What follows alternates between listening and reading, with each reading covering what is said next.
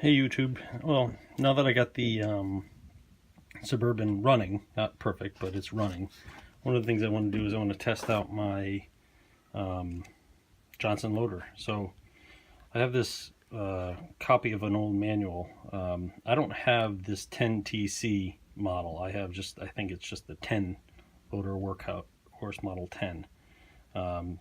This one's slightly different. I'm assuming this is like a more advanced one or a slightly larger one. But basically it's got, from looking online and stuff, this is probably the best I'm going to do is be able to find it. But so service is probably very similar.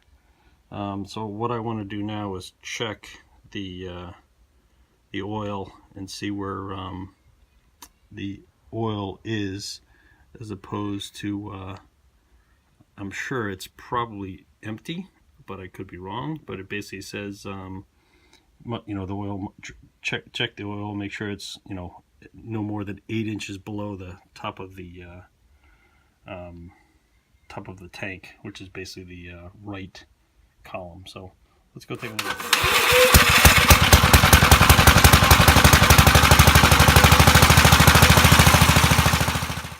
So like I said in the last video, I got the 59 running, so now I'm gonna jump back to the Suburban. So this is the I've had other videos on it. This is the Johnson loader model 10. I got this was attached to my Suburban my Sears Custom 7, not the Suburban, but the Custom 7, which is sitting right there, and that's in horrible shape.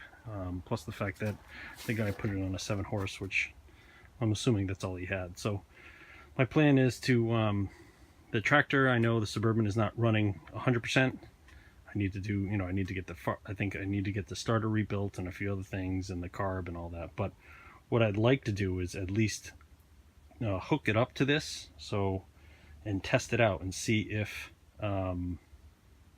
just see if it works. Who knows, the pump, which is right there, might be totally Shotsky. So I have no idea if it's this thing, this could blow a hose 2 seconds after it's started. So let me so before I really start getting tons of work into the Suburban and all that, which is mainly for this unit, let me just do some preliminary work. So first thing I'm going to do is, so the tank is in this right column, as you can see right here.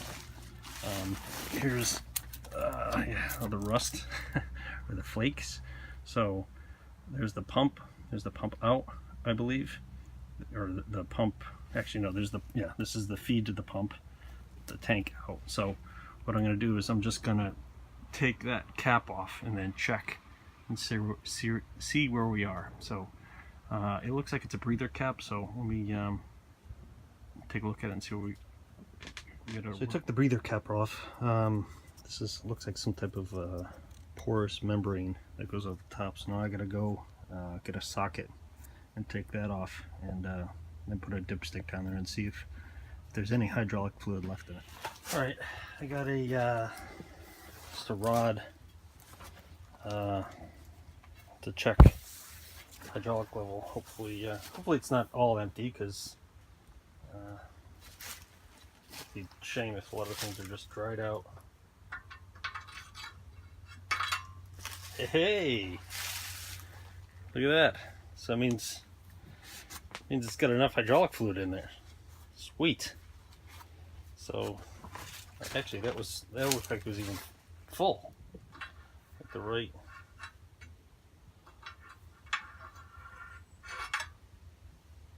Well, let me check.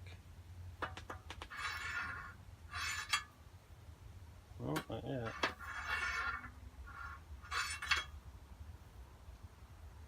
Oh, not yet.